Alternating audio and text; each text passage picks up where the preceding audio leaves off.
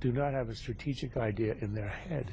Let me remind you that the first great speech Obama made about foreign policy was at the UN in 2009, and he actually said, no nation can or should dominate another. Without a doubt, the single stupidest remark about foreign policy ever uttered by a president of the United States. He continued as to say, no balance of power can ever endure, and he went on to say that no alliance based on the divisions of the Cold War, the obsolete divisions of the Cold War, makes any sense in this century. All of which, of course, is just shockingly false. All right. You know, a man who doesn't mince his words, Sir Charles Krauthammer, ladies and gentlemen, and joining us now to talk a little Obama-Putin and to talk about some of the races that are shaping up for the November election, our friend Michael Barone. And, of course, Michael Barone is senior political analyst for the Washington Examiner and author of the American Almanac of, the Almanac of American Politics, 2014 edition. Hello, Michael. Hey, how are you doing, Steve? Good, good. Always good to talk to you. All right, so, you know, here we had Joe Biden standing side by side with the Ukrainian officials today and threatening Russia, you know, with more sanctions and saying we're going to support. But your piece in the Examiner the other day, you know, talks about how, and he also alluded to kind of what you wrote about here, how you wrote last week, masked men in camouflage garb with no insignia, dressed and equipped like Russian special forces, started taking over police stations and other government buildings.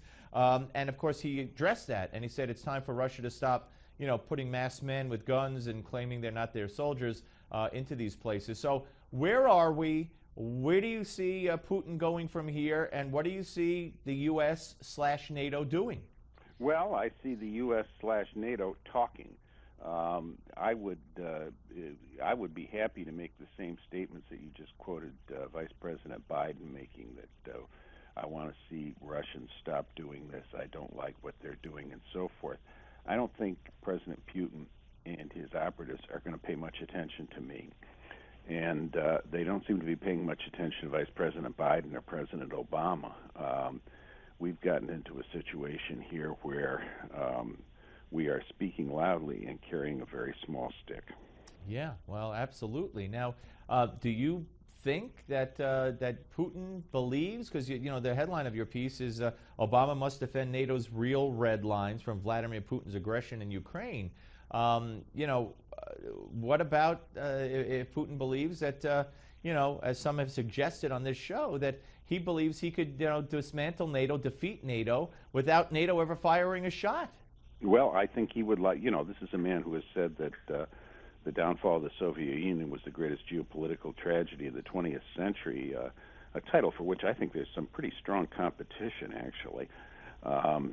Yeah, many worse tragedies occurred, and of course I don't think that was a tragedy at all. Right, right. But the fact is that I think the important thing here is not the United States flailing around and saying that we want that. We'll issue more sanctions on Russia if they don't follow up on this agreement that was made in Geneva, although it's obvious they're not following up on it and never had any intention to do so.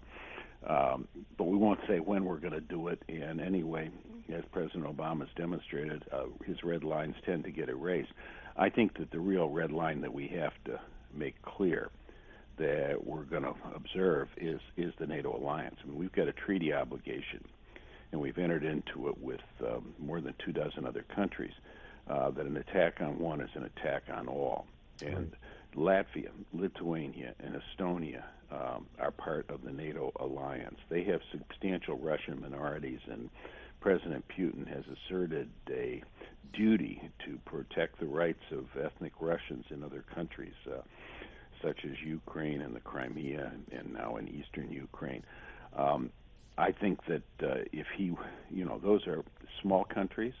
Estonia is one of the 4 NATO countries that actually spends the required 2% of GDP on defense, but it's a country of 1.5 million people. More people live in Brooklyn than in Estonia.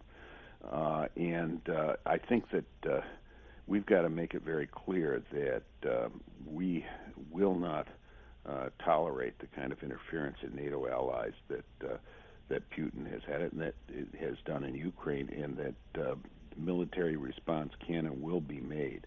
Administration has made some moves in that direction. We've directed some forces into Poland. We've had some aircraft sent in, at least temporarily, to the Baltic states. Right. I think those are good moves. I think we need to do more. All right, let's take our attention and focus it on the domestic political scene, if we can, and let's talk about some of the races coming up.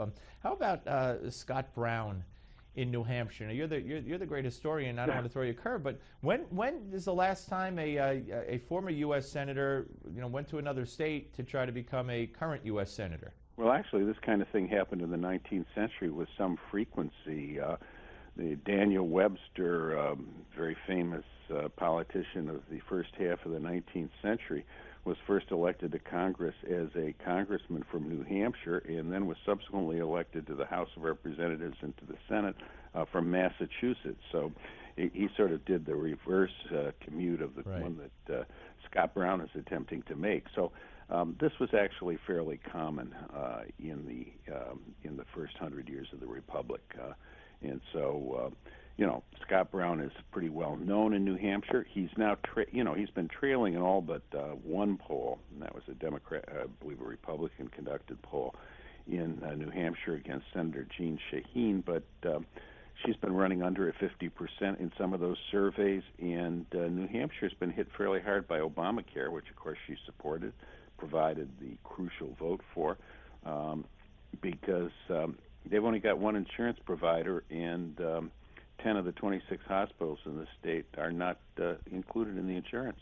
That is just insane. So you get the choice. It's like you get the choice, like Henry Ford's whole thing. You can have any color car you want as long as it's black. Right, right. Well, a Fox News poll out today shows that by 25 points, independent voters, when presented with a candidate or two candidates that are almost the same, not saying Shaheen and Brown are, but they would opt for the anti-Obamacare candidate. If that would be the deal breaker for them, or the difference maker.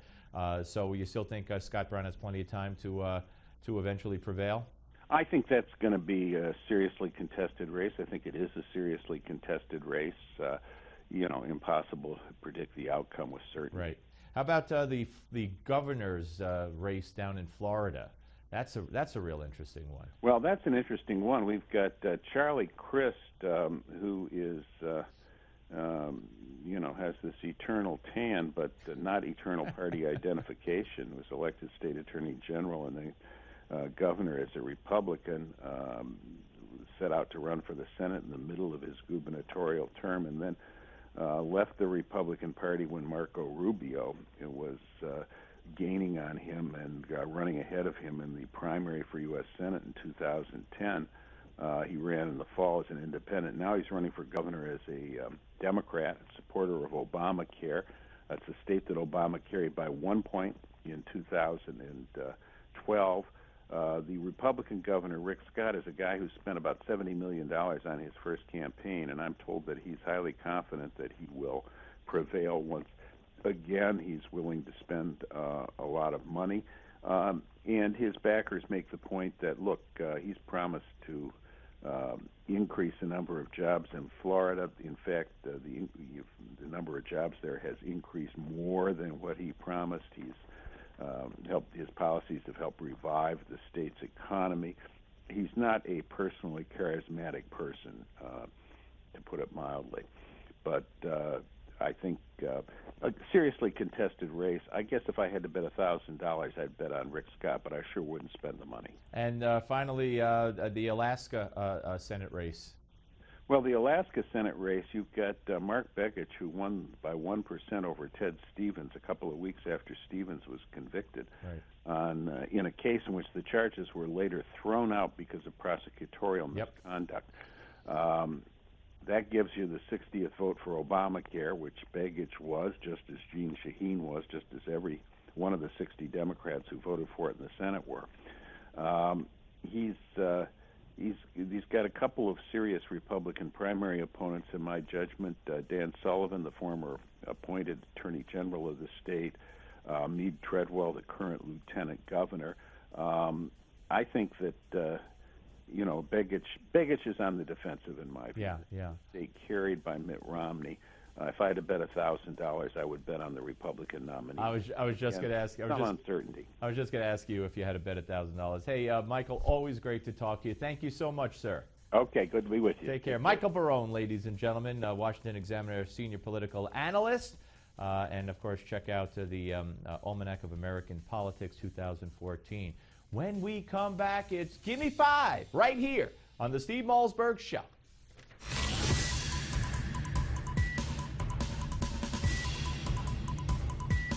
We don't just talk about the news, we talk to those making news. This is the Steve Malzberg Show.